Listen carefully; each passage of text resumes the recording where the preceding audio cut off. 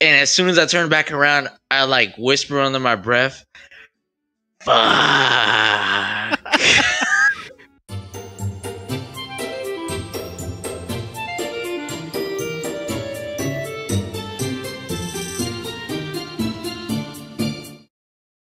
Hello and welcome to the Not Good Enough podcast, hosted by David and Andy, reporting live on August 13th. That's David. And that's Andy. This is episode 22. Why do you listen? That is a great question, Andy. Hopefully these people will answer it by the end of the episode. That's right. Like, subscribe, comment below. Share. Share. Yeah. We got it on the website, Facebook, Anchor. I think you can comment on there. I don't know. Yeah, fuck it. Well, find out for us. Try. Yeah. Yeah, try it. So, new week, man. We're middle of October-ish. Kind of middle-ish. Yeah. You mean August? What did I say? October. Oh, shit. Yeah, we're not there yet, man. Oh, man. I just really wanted to be Halloween. It is my favorite month. Oh, really? Not only because of Halloween, because that was my favorite holiday when I was younger, and still is now. But I also got married in that month, so. Aww. And the temperature kind of lowers during that time too. So, but not like too cold. Yeah, but not too cold. It's like, yeah, you just don't go outside and like instantly start sweating and becoming dehydrated. Or it's a little more tolerable as far as the temperatures go. Yeah, you can wear like a long ass cape and not be sweating, but also not be like freezing your ass off. Yeah, I feel it. Yes, and not looked weird upon because you could say it's your Halloween costume.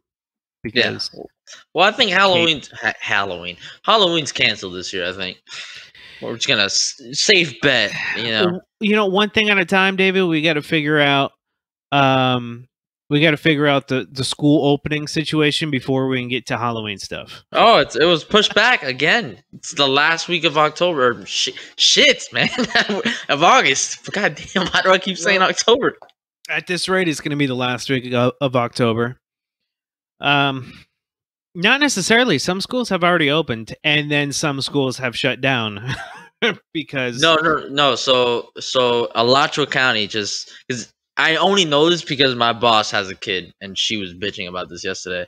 They had an emergency meeting apparently, and they pushed it back to the last week of August for Alachua County. But then my other coworker, she lives in Lake Butler, and they already opened.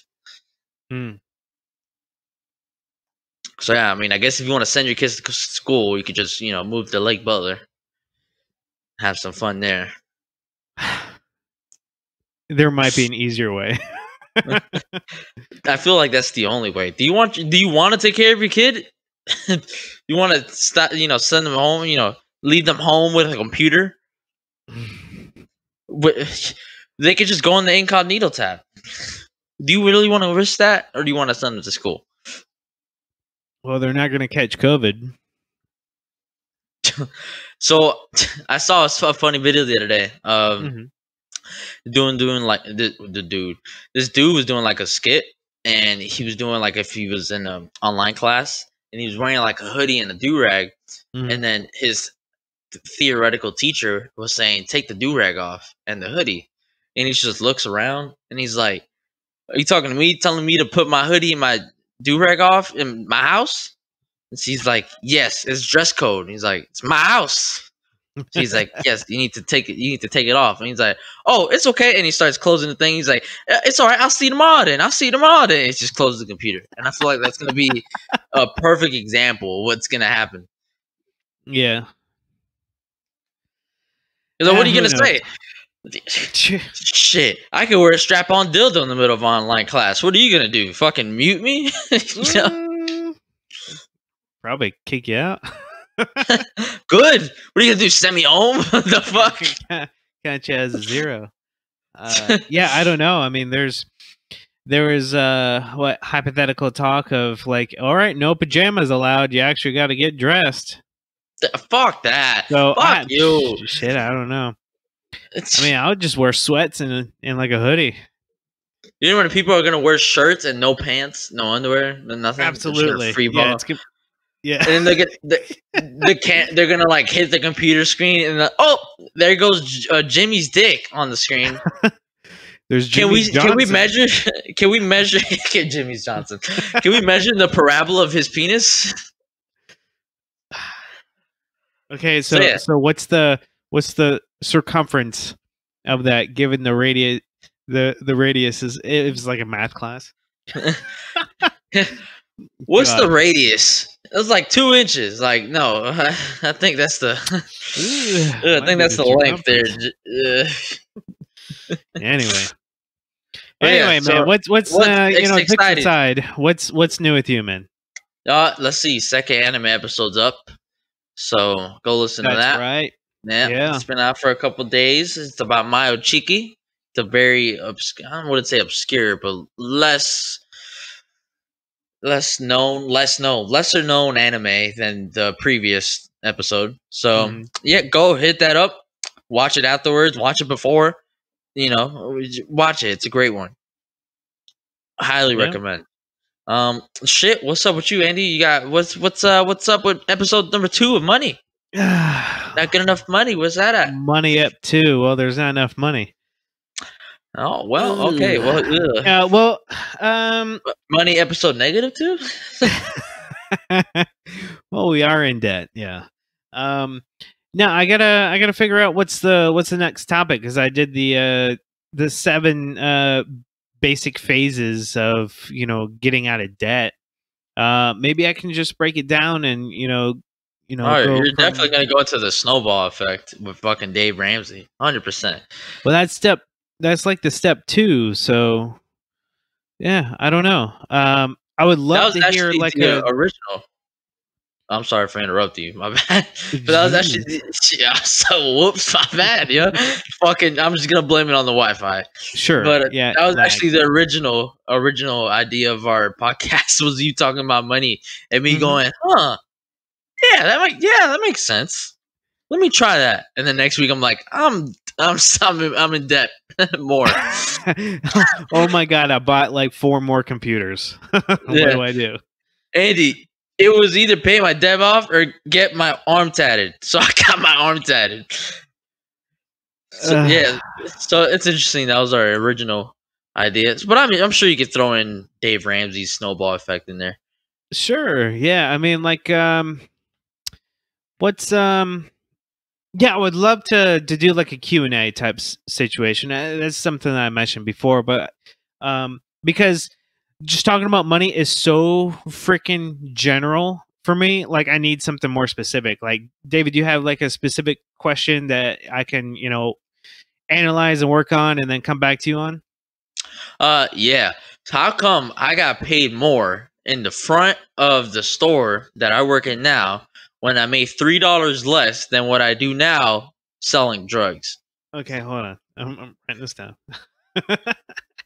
You could probably restructure that question to make more sense. Well, you're probably working less. Yep, 100%. All right. Ding. You got the answer. Damn. All right. Well, you're too good, man. You're too good. the whole episode is like 4 seconds long. Plus the 15 seconds for me. Plus the 15 seconds for me to prop up the actual question. Yeah, and then 30 seconds of you going, Anchor is where we have our next episode. Fuck. Exactly. Okay. Do you have another question? Like, what, you trying to buy a house? Sure. Probably not in this climate. All right. Well, we can circle back to it. Yeah, one day when I'm actually working 40 hours or close to. Right. But the good thing about your money sub show is that since it's so general, like you said, you could just decide to go specific on one episode, and the next episode you have such a wide area. Like you could probably do that shit for life. The money episodes, especially for a Q&A type. Me, my shit's more like I have to watch the anime. Yeah. And then it just gets in the way sometimes. And the thing is, I could do an anime episode on something I've already watched before, but then as I'm writing the episode up, I'm like, what the fuck happened here? And then I have to rewatch the shit anyways. Mm-hmm. You take notes and then rewind because you're taking notes during something. Oh, dude. Writing this last anime episode, I was just going back and forth. I even fucking copied some of the lines. Like, I gave you some examples of the lines, and I went back and forth just so I wrote every single letter correctly. Mm-hmm. I found out about new words like sadism. I didn't know what that was. What is it, David? I don't know. Something freaky. Something I might like. Okay. Very nice. Speaking of episode structure or whatever we're talking about, this starting now, we're gonna have a new episode structure again. Ding, ding, ding. Episode 22. Hooray! It's all about evolution. Yes. We kind of know what we're doing, and now we're tweaking it. We're tweaking it 100%. Yeah. Unlike crack, we're tweaking to the right direction.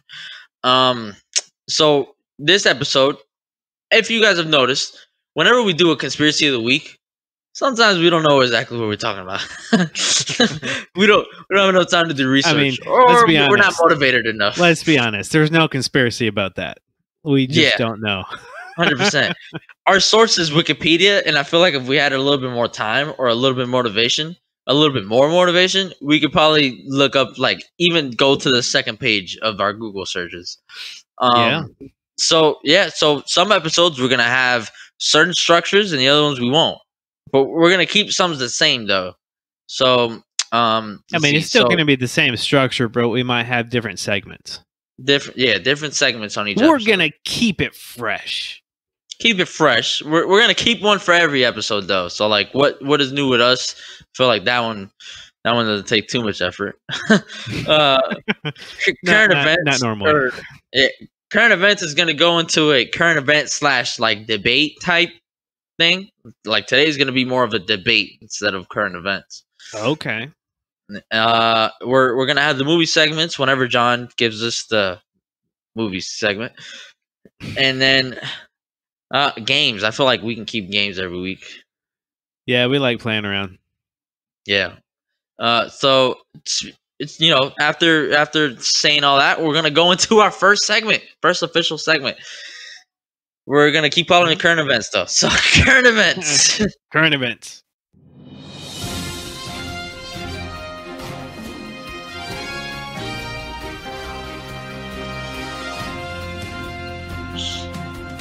All right, so this week has been interesting because last weekend on Saturday, me and my girlfriend went up to Payne's Prairie. Okay, and very nice. We were walking around talking, and then I have no idea how this conversation came up, but we were talking about bacon, and you probably brought it up. No, actually, I think she brought it up. Oh, okay. Yeah, I don't go to that section of Publix, but bacon. Yeah, that's a big You don't section. like bacon? I love bacon. That's and that is the issue that I have. And that's the issue I have is I love bacon. That's my issue. So I think she mentioned bacon, and then it's somehow turkey bacon got in there, and she said, or I mentioned that it's not actual bacon technically, and she said, yes, it is. So we got into a little argument or a little debate about it. Saying it, is turkey bacon actually bacon? So we're gonna talk about that this episode. Okay, let me tell you this, man. So, turkey bacon is a meat prepared from chopped, formed, cured, and smoked turkey, which is commonly marketed as a low-fat alternative to pork bacon, which is what you're referring to as bacon. Yes, which is turkey actual bacon. Mm-hmm. May also be used as a substitute for bacon, where religious restrictions forbid the consumption of pork. So it's just a different animal, but it's still same process. So see, I have the dictionary pulled up, electronically, of course. And bacon here is cured meat from the sides and belly of a pig, right? That's the definition of bacon. It says the word pig in it. Yep, it's pork. Yes. Yes, pork. It's pork. Turkey bacon is not pork. It's turkey, obviously. Right. Therefore, turkey bacon is not actual bacon. The only reason it's called turkey bacon is because it is marketed as a alternative to bacon. Mm-hmm. See that? It's like burgers. Burgers are made with shit.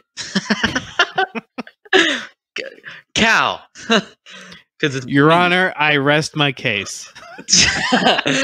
It's made right. Am I tripping? What about chips? What chips? Which ones? Fish and Just chips? What are you talking about? Chips. Potato chips. Well, Potato chips. Sure.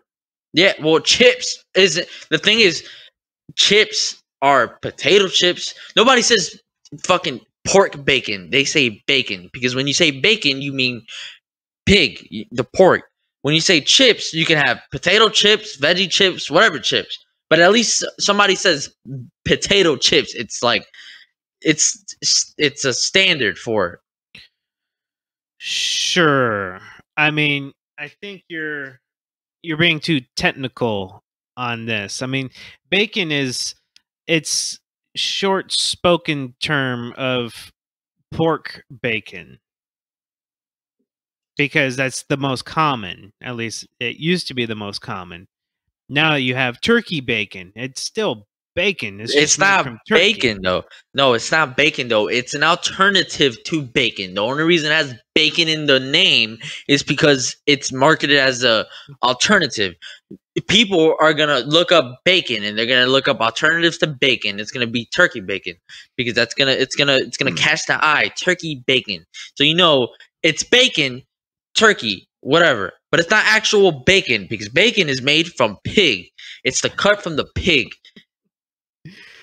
All I'm going to say is I'm looking at this image and the caption is turkey bacon cooking in skillet, and I'm so fucking hungry right now. Yo, you're such a fat ass. Jeez. Hey, you did this to me, man. How do you? I mean, I love turkey bacon, but at the end of the day, real bacon, man, that crispiness, that shit is so good. So we got an argument, and I ended up winning because I just Googled it, and I guess it's the technicality, but still, bacon is pig. Another example, like churraco. Churraco is it's from cow, and it's just a certain cut. I think you guys call it differently here in America. I think you guys renamed it to like gaucho skirt steak or whatever. But skirt, yeah. Skirt, yeah, whatever. But I've always called it churraco, and it's like Argentinian, I believe. Okay. And it's just a specific cut from the cow. Sure. Now, if you want an alternative to churraco, what are they gonna call it? Turkey churraco? Is it churraco then? It's not churraco. It's fucking turkey. That's labeled as an alternative to churraco because it has churraco in the name. I think you like that word. Yo, it's my favorite meat. It's expensive as hell too, but yeah. Yo, whoever's eating churraco, you guys are the shit. You guys know what's up, yeah.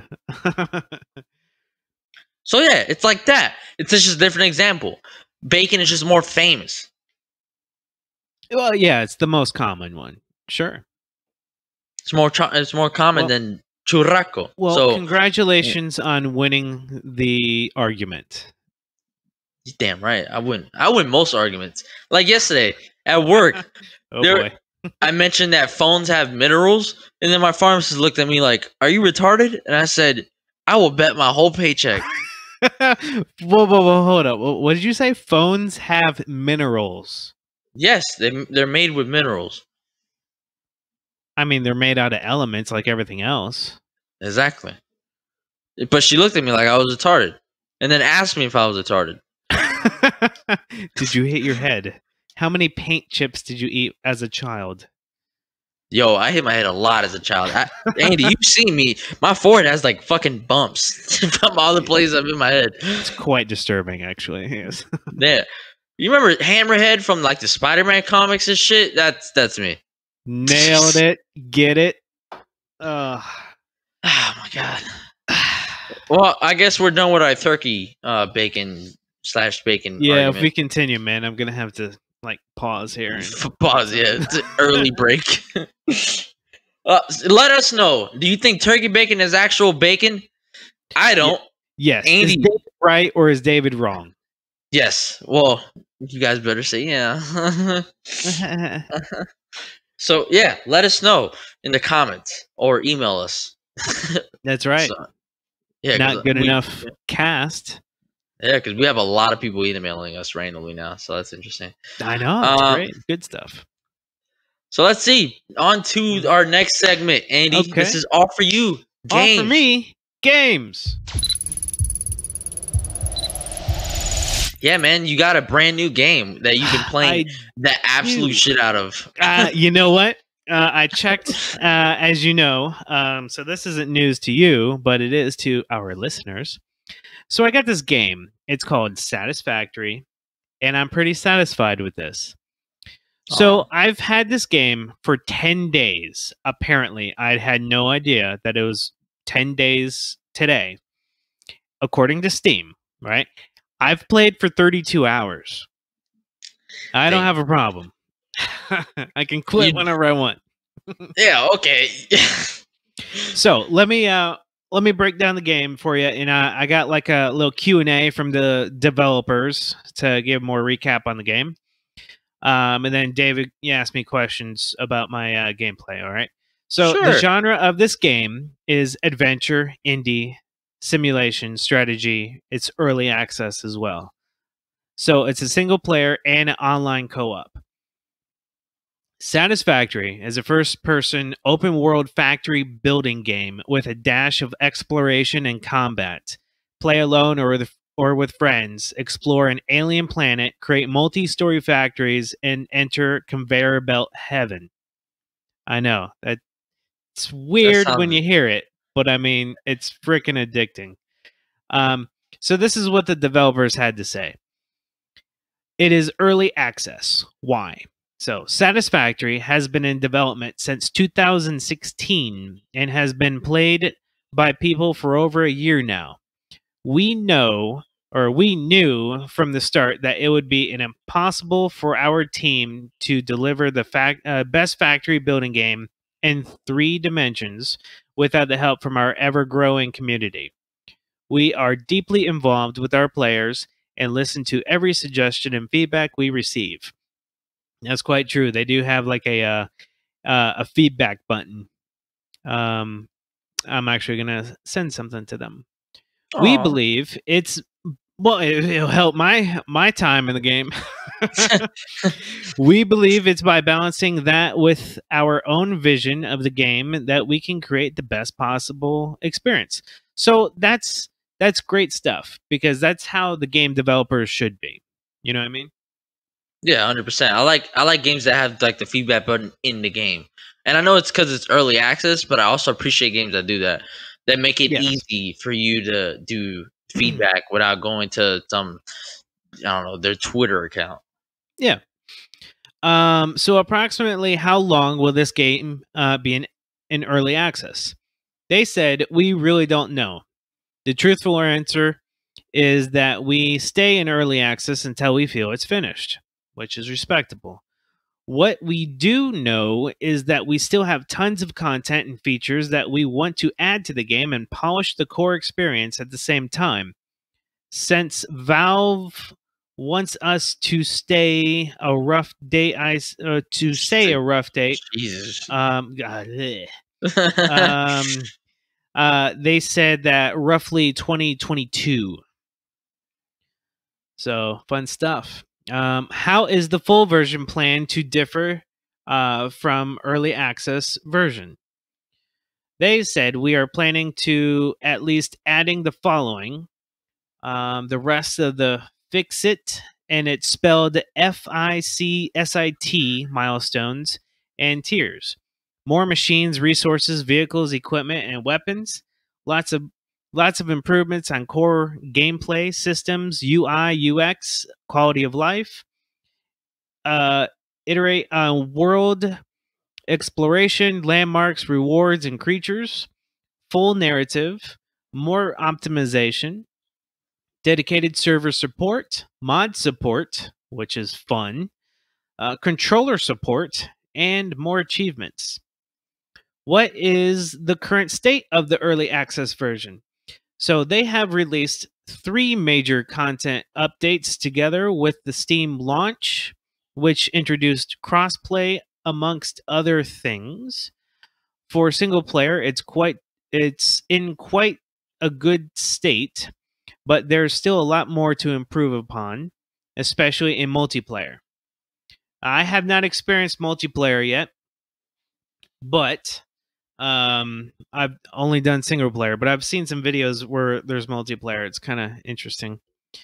They have lots of players. What's up? I might pop in that bitch. You don't know.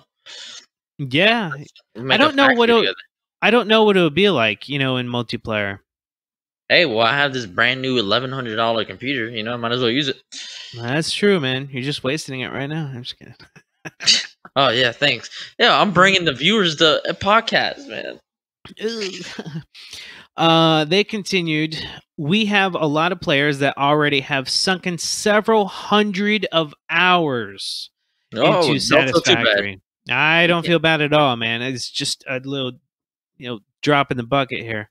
Just building everything and reaching the last tier takes around 150 plus hours because it's all time based.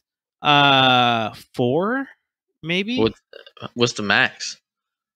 I think it's 7. Jesus Christ, man! But here's the thing, man. Here's the thing. So everything is time based, right? Everything takes time to build things, right? It could be just a few seconds, a few split seconds, whatever, based on your machines and a whole bunch of other stuff, right? But like, for example, this one piece that I'm working on I don't have the game open right now, but there's something like a space elevator, right? Because you're on an alien planet, right? You're doing exploration, building shit. So you got to send up supplies or resources that little pieces that you build, and then you can send that up, and then you move on to the next tier that will give you access to bigger and better things, right?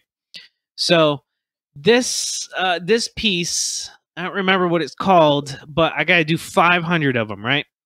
So each one, once I have the 2 second to last components that I'm going to have to make those 2 components into this one piece that I need, that one piece takes like 30 seconds to make, right? Yeah. So I need 500 of them. Shit. So if I have the supplies that I need, those 2 components to merge it into the one final piece, it's 250 minutes of constant runtime. That's why you had 32 hours. You usually leave that bitch open so you could finish it. I thought about that when I was at work today. I'm like, you know what? If I had the stuff, I can just let it run. Jesus, man. But anyway, this is what's fun about it, and I like the math and all that stuff. But I'm still figuring all that stuff out. There's 2 more questions that I have about this. Will the game be priced differently during and after early access? So I paid $30 for it. Dang. Right? I knew I wanted to get the game because I've been watching a lot of videos on the thing. They said that we expect the price to increase once we go 1.0, but we don't know for sure. So there's that. Last question is, how are you planning to involve the community in your development process? They said Ever since we launched our closed alpha in late 2018, we've been involved with our community. What the game is today is many thanks to them. We use Discord, our own upvote forum, in-game bug reports, surveys, etc. We also have an experimental branch of our most brave and devoted players where they can try our upcoming features before they are stable enough to be put on our main branch. You can always follow our updates and progress through our different channels through their website, YouTube, Twitter, Facebook, Instagram, Reddit, and Discord. So I will say one more thing about 16,000 reviews, which are overwhelmingly positive. It is developed by Coffee Stain Studios and published by Coffee Stain Publishing. So, do you have any questions about this game, David? Because, man, if you have seen some of this, like screenshots or some of the gameplay videos, you'll see that it's actually a beautiful game. Yeah, it looks nice. It really reminds me of like style wise and also gameplay wise. It kind of reminds me of No Man's Sky. I don't know if you've ever. I've never played it, but yeah, it's very similar to that. It is first person, right? And what really what I thought was very creative is because I've done like factory building games before. I've done like base building, but it's always like RTS, right? I'm up in the sky looking down on the land, and you're God. I'm God basically, and I'm just like doing all the things from way up above. This, you are first person, so you gotta like build a tower so you can look down and then kind of get the lay of the land, so you're like laying out your factory in a coherent manner. Else it's just going to be like scattered throughout all, the whole place, and things aren't going to be lined up. Yeah. So I thought that was very interesting, that specific point of view. But yeah, it's a beautiful game. I'm assuming it's kind of like a mix of and you haven't played No Man's Sky, but No Man's Sky and also a game you have played like Fallout in terms of like the base building.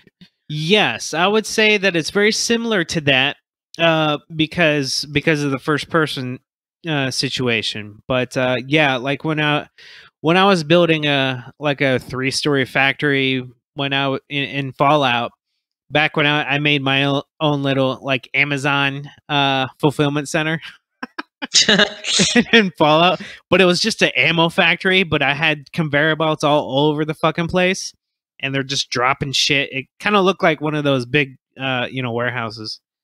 Yeah, it's kind of like that. I get like flashbacks of that too. But yeah, it's very fun. It looks fun. It's very satisfactory. Ding.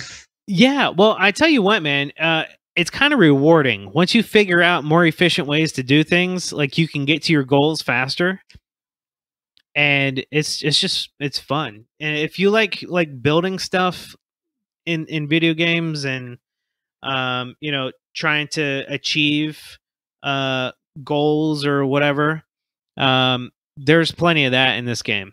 So I definitely recommend it, because I've already averaged like 3.2 hours a day in the last 10 days. Yeah, Jesus Christ, Andy. Yeah, kill me now. And I mean, here's the sad thing: I haven't played every single day. My God, that's even worse. I know. I don't even think I'll log that many hours into like Skyrim or anything. Mm-hmm. Oh man, well, Andy. Well, but you heard from the developers. I mean, there's some people that put in thousands of hours in this game. Andy, you're just saying that so you don't feel bad. No, yeah, it's also over like years, not fucking 10 days, man. Well, I'm just saying. It would take you like what, 30 days to get to the 150. I don't know, man. My math is bad. Like 40 days to get to the 150, right? From 32. Do the math for me, please. Use your satisfactory skills. All right. So if I continue at this rate, to reach 1,000 hours is going to be 312 days. All right. What about the 150? 150. 3.2. That's 47 days. 47. That was close-ish. Well, math was always my my worst suit. I always failed that one. But yeah, dude, it definitely looks like fun. That's for sure. It definitely has its own style, which I like. It's not one of those bland-looking games. Sure. Shit, I might pop into that bitch one day. You never know. Yeah, man. I think it'd be fun. UPS versus FedEx type of rivalry. You can eventually start custom coloring all your stuff, so we can have like one of us can be red and the other can be blue. Oh, Bloods versus Crips. Well, red versus blue. Blood versus Crips. Halo thing. Yeah. Oh, Xbox. Come on, dude. It was such a beta. It's on PC now. Such a beta. Okay. Got any other questions about this game? Yeah. No. Nothing. Nothing good. I don't know. Okay. Sounds good. Well, on that note, I need to clean up over here. You got some on your shirt? Yeah, I do. Sorry. Well, let's go on a break. Take a break. Yeah, I'm gonna need it. Yeah. All right. Oh, we'll see you in a little bit. All right. All right. Good break. Welcome back, everybody, to the second half of episode 22. Coming up next, we're going to have John do a double whammy with his double feature review. John, take it away. Andy, David, podcast community, what's going on, y'all? Well, here we are, August. It's been a long one. This first week's been crazy. Finals going on, everything. Before we get going, huge shout out to the Ocala Drive-In, the only theater open in Florida right now. We're going to do things a little different this week. We got a double feature. The double feature, again, was brought to you by the Ocala Drive-In. They got 2 movies for the price of $6 per person. Cannot give enough credit to the Ocala Drive-In. If you want to get out, but you still want to feel, socially distanced, so you want to feel like you're safe, definitely check these. Definitely check out the Ocala Drive-In. Fairly priced. Concessions won't break the bank. You get two movies for the price of one. They've got a child screen, a family-friendly screen, and an adult screen, which is going to have your action and your horror films and stuff like that. So this week on the adult screen, we had the double feature, which included the 2020 thriller, The Rental, and the 2019 indie film, Nearly Departed. 2 movies for $6. Like I said, you can't beat it. You're in the car, concessions are delivered to you, socially distanced, you can keep your windows shut, nobody's around you. I love this place, and I suggest people check it out. Alright, let's get into this thing. The Rental is the 2020 thriller and horror film and is the directorial debut of actor Dave Franco, known mostly as James's little brother, but I think in my opinion, he's really made a name for himself over the last couple of years, and I got to give credit to him as a director because he did some pretty great things with this one. He gets some great performances out of the actors, and I think being an actor himself, he's got a pool of acting talent in front of the camera. And this one, with the likes of Dan Stevens, who's known for The Guest and was in the 2nd and 3rd John Wick. Also, Franco's wife, Alison Brie. She's amazing. Everybody knows her. Some up-and-comers, too. Specifically, Sheila Vand and Toby Huss.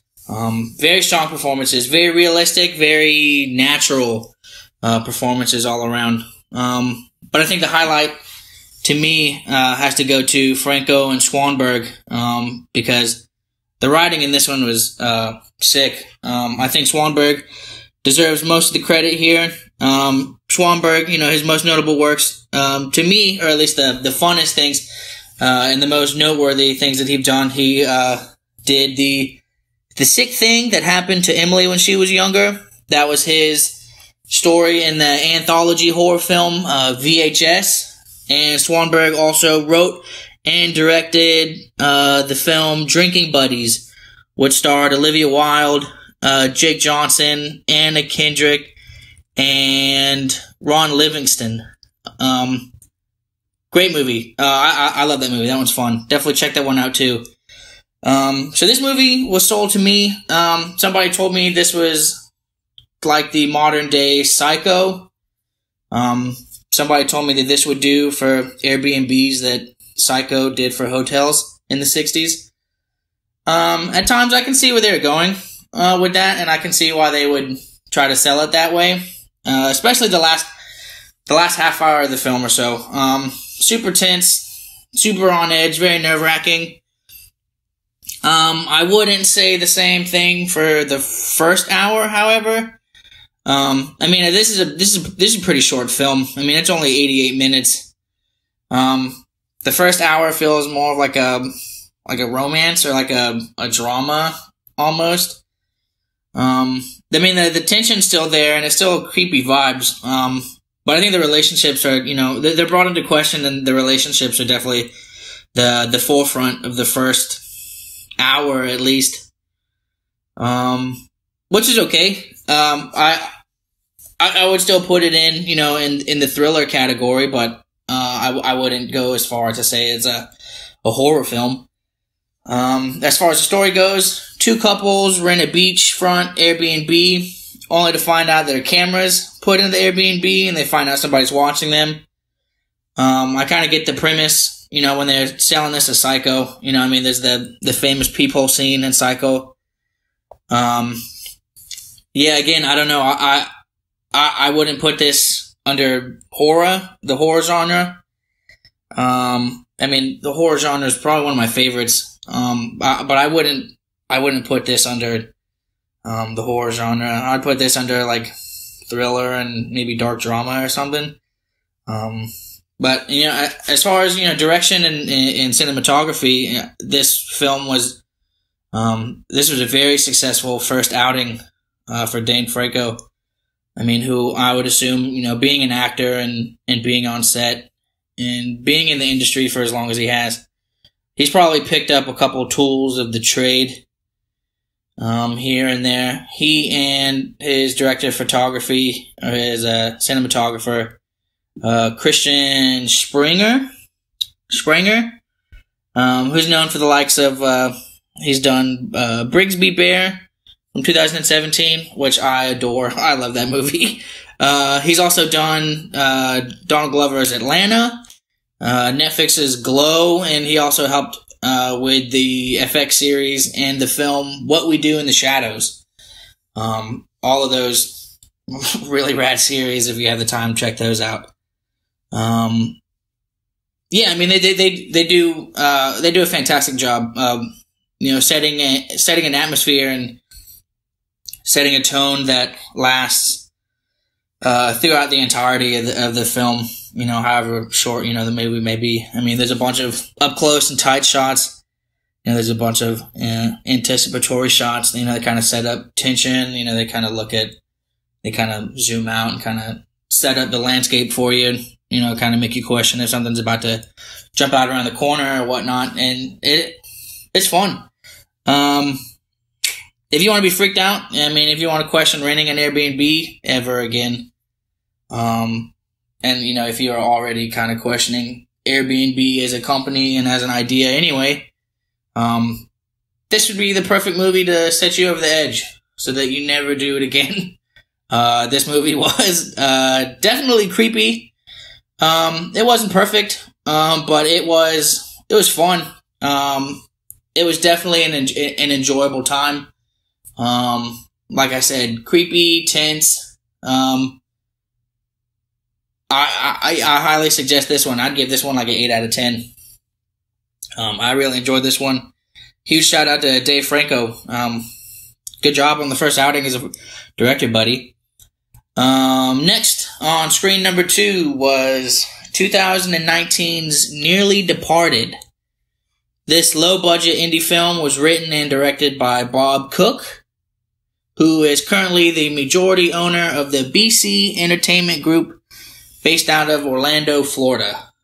The BC Entertainment Group has also helped produce and write other small-time, straight-to-television movies and shows, such as 1995's Lycanthropy. Never seen it, but the IMDb says it's halfway decent, so I'm going to trust them. Speaking of Orlando, Florida, Orlando just happens to be where this film was shot, according to the poster that promoted the film.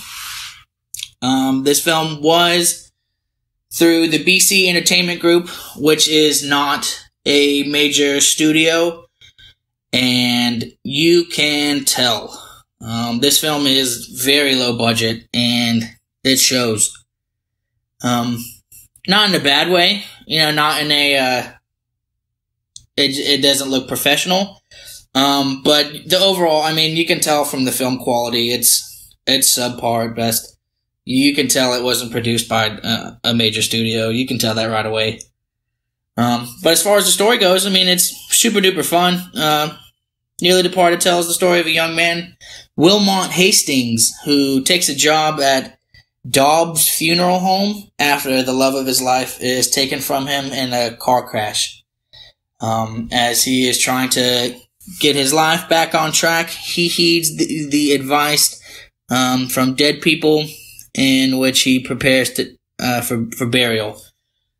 So as he's setting people up, getting them prepared to be buried, they all come back to life and try to teach him a life lesson and try to get him back on track. After this tragedy in his life, he feels lost, he feels stuck. It's a goofy movie. It's really cheesy. It's really corny. But it's heartfelt. I really liked it. It was really heartwarming. It's a bit of a slow build. But no pun intended, once you're in the spirit of things, and you understand what Cook's going for. It's really fun and it's upbeat. It's really enjoyable. I really liked it. It has some surprisingly familiar faces. We got Greg Pitts from Office Space, the redhead. Show my O face. Oh. And Robert Carradine from Revenge of the Nerds. And the performances are fun, surprisingly fun. I didn't anticipate that. You sell a movie as somebody working in a funeral home. I would assume that it's going to be kind of, heavy-handed and, kind of dramatic and dark. But it wasn't. It was fun. It was very enjoyable. The highlight for me, it's got to be Orlando. It has to be the location, and the way the story, takes place and takes advantage of everything that the city has to offer. For me personally, having been to Orlando countless times, it's cool to be watching the movie and kind of realize like, oh shit, hey, I've been here. Or, oh my god, I've driven past that. Or like, one of the scenes takes place in Gatorland. And if anybody's ever driven on I-75 or on the Turnpike, you've seen all 800 billboards of Gatorland. Yeah, so, all in all, Nearly Departed. It's just a quirky and fun movie. And if you let it just be that, if you just let it be a quirky and fun movie and you don't take it very seriously, you're going to have a good time. Like I said, it's not very heavy-handed and it's not very serious. And I don't think Mr. Cook intended it to be that way. With as depressing and serious as 2020 has already been, for me, just kind of to sit in the car and to have a good laugh and to feel good about just really dumb and goofy antics and goofy comedy. It just felt good to kind of get away from everything, social media, everything like that. Just how serious this year has been and how kind of just bleh, it has been. Yeah, I'd suggest this one. If you just need a good laugh and you want some outlandishness, I would definitely suggest Nearly Departed. I'm not completely sure both of these films are playing at the drive-in next week, unfortunately. But if you are interested in checking these out, Nearly Departed is currently streaming on Amazon Prime, and the rental is available on most video-on-demand streaming sites. You can do the Google Play, Google Watch, Amazon, and I think YouTube. The rental is streaming for the low price of $6.99. If you are interested, definitely suggest checking these out. Super fun, all around good times, both. Really glad I got to check those out. We'll definitely be adding those to the list to snag once they're out. It looks like that's going to be it for me. Until next week, guys. Enjoy the movie. All right. And thank you for that, John. The final segment for this episode is What Makes Us Mad.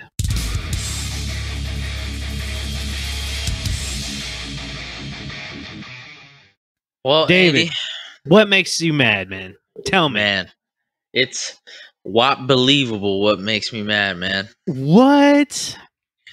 Actually, it sounded so much better when I wrote it down, but now that I said it out loud, it didn't sound the way I thought it would. More like a WAP-a-believable.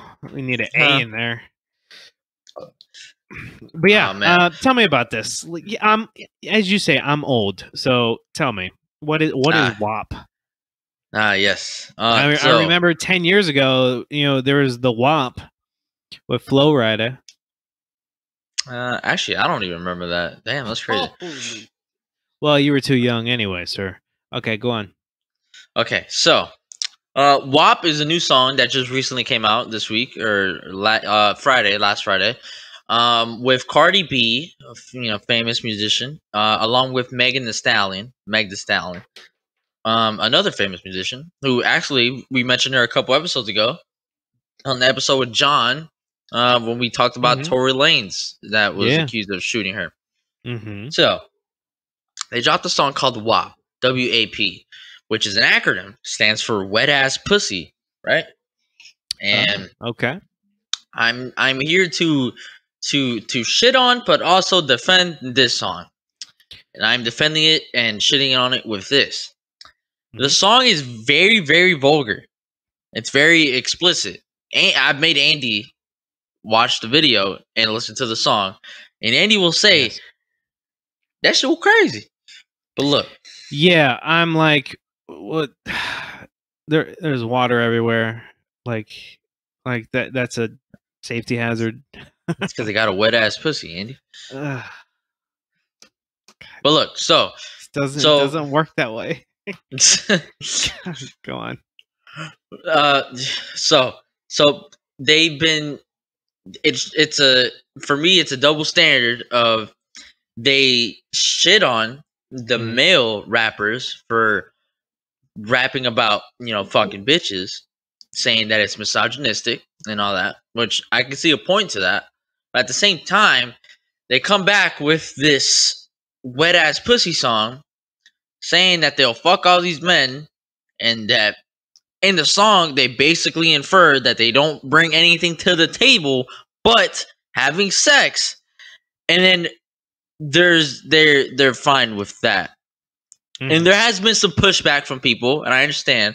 For the most part, most people are defending the song, saying that it's women empowerment. There's nothing wrong with women empowerment. That's perfectly fine. And I don't have. This is me defending the song as well. They have a right to sing this song and to rap about songs like this, but at the same time, you cannot shit on the male rappers for doing the other side of that coin. It's true. So when a man raps about fucking bitches, it's misogynistic. But then when a woman raps about fucking men, there's no issue with that.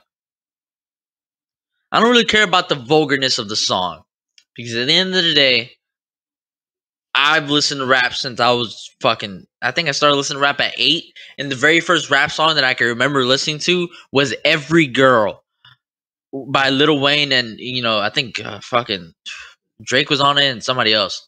But the song was called "Every Girl," and it was literally, "I wish I could fuck every girl in the world." That was the hook. So I have no problem with the vulgarness. Okay, now here's the thing. I might be white, but like, hide your wife, Andy. the lyrics of hip hop is just so amusing to me.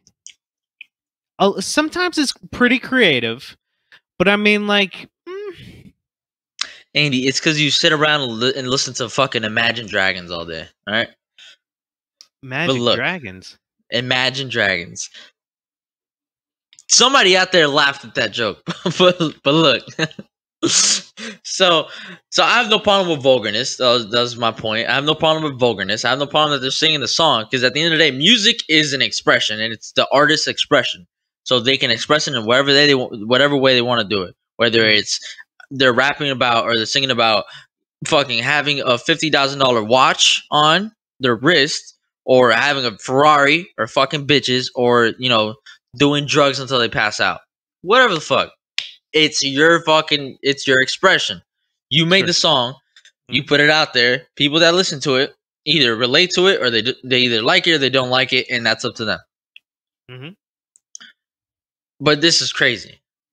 And my only issue with the song is that it's the double standard of they shit on men, the male rappers, for doing one thing, but then they go ahead and basically do the same thing back to us, and then they expect to be praised for it. Why do we care so much about it? Rappers always been about quote unquote fucking bitches. And then again, not all rap is like that either, because there's a whole bunch of rap that's about love songs, about I treat my girl right and pay child support on time. And then again, it's the same thing with the females. Not all female rappers are like that. They rap about I don't know. Fuck, I don't really listen to female rappers too much. I listen more to female singers, R&B singers, not rappers. Right. So yeah, that my issue is the double standard with that. And then I was actually talking to my coworker Laura about it a couple days ago, and I think I mentioned to her on Monday about the song. She said, "I'm gonna go home and listen to it." She came back the next day, and she said she has a really. She said she had a big issue with the song, and she said that the main issue is that at least back in the day, like 20 years ago, whenever there was like an explicit, vivid song like that, it wasn't on the radio. It was on the album, that you had to buy the album to listen to the song. Yeah. But then nowadays, it's a lot easier it's a lot more accessible for that. Streaming services, you fucking online, that's all they talk about, because they have a lot of promotion and stuff. So she has two prep I don't know what the word is. What's the word for before teenager? Preteen? Yeah. She has two preteens. I felt like it was a bigger word than what it was. It's the pre of teen. Yeah. She has two preteen kids, 2 daughters, and she's, worried about they're going to listen to the song and think that's cool, and then that's what they're going to do, and they're going to be influenced in that way. Then again, I'm not saying that rappers or any type of artist has to worry about fucking kids listening to the music, because at the end of the day, it's up to the parents, and also, like, artists don't have to worry about the fucking kids, because if they're making explicit music, they're making it for a certain audience, and also it's their voice, so they want their voice out there. They have a fucking opportunity to put their voice out there. Yeah. I mean, that right there, it's not. I mean, the artist can do really whatever they want, as if they're getting paid to do the thing, and they're getting sponsored, and they're being assisted in expressing whatever they want to express, then that's great. Now, as far as like the audience goes, I mean, you know what they do, you know what they're about, so don't complain that it's like overly graphic or whatever. It's just uh not to change the subject, but you know, it's kind of like when Deadpool came out. Everybody Oh was like yeah. up in arms, like I want my kid to see this. Make it PG-13. No, fuck And you, Ryan bro. Reynolds is like, fuck you and your chicken strips. It's rated R. Yeah. Because you know, don't take your kid. This is not a movie for kids. Especially if you've ever seen the fucking character in like a comic book or anything like that. Yeah. It's not a fucking PG-13 character. It's Right. not. It's exactly what the fuck they did with Wolverine. It's not. It's exactly what they did with Venom. Venom is not a PG-13 character. Mm-hmm.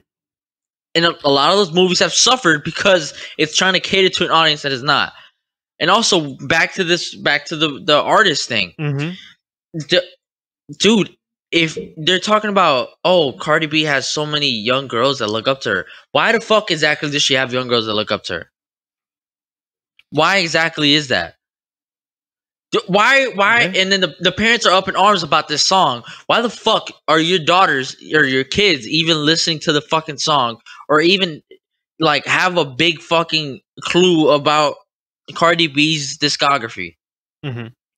Yeah, I mean, that's where I would take the artist side on that. Like, listen, like they're the artists. They're not catering to audiences normally. Normally, they don't really cater to audiences because they're just going to do what they want to do, and you know they become famous because people you know appreciate what they do and they follow them, and then they're their fans because they're doing what they want to do and they enjoy doing it, whatever the situation is. You know, normally they don't become a sellout or something like that. Normally, Yeah, at least I don't think so. I mean, I'm not really in the music business. At yeah. least I wouldn't It's think annoying. that, you know, artists that has a conscious, you know, would become a sellout. Maybe we'll see. We'll see what happens. Yeah, it's crazy to me, all this you know, about the double standard, and then the people up in arms about it as well. Because fuck you, they can do whatever they want. My only issue is that with the double standard, Mm-hmm. you know. And I'm not saying one's right and one's wrong, but at least give both of them equal opportunity. If they want to rap about how wet their pussy is, great. If a man wants to rap about how many bitches he fucks, great. Do him, do her. Fuck it. Both of you guys do whatever. Do you? And nobody should give a fuck about it. Do a crossover and make it really graphic. Now, whoever. Yeah, especially now that there's been a lot of female rappers getting more spotlight and stuff, and that whole double standard thing has become more and more apparent now. It was more you know, more susceptible to come out now that we have a lot of female rappers as well. Mm-hmm. So interesting to play out, but that's my take on it, and that's what makes me mad. All right. Well, we'll see how it goes. Yeah. So that concludes this episode. So make sure you drop your comments. Is Turkey Bacon Bacon? How do you feel about John's movie review? Did you like the Satisfactory game? Was it satisfaction? Was it satisfactory enough for you? What do you feel about this new WAP song? What do you feel about the double standard? Is there a double standard? Mm-hmm. Let us know. We have email at notgoodenoughcast@gmail.com. We have a website, notgoodenoughpodcast.weebly.com. We have Spotify, which can't drop a fucking comment, but you can always go to YouTube and drop a comment. Mm-hmm. We have all of that. Yep. And we're on a whole bunch of stuff, you know, excluding the stuff that you're on right now listening to this episode. Even Facebook, you know, we're on Facebook. Yeah, we're on that's a Facebook. perfect platform for you guys to communicate with us. That, YouTube, yeah, whatever. Or just, like David said, email. Yeah, email us, because that's something I check. I get a notification as soon as it comes. That's right. I wake You're up not bright on and early social in the morning. media, but you're on the email. Hey, damn, I'll email the fuck out of somebody, but hey, even if you hit us up on Facebook, Andy will text me saying, "Yo, this person said you're a piece of shit," and then I'm gonna tell him to write back, "Bet."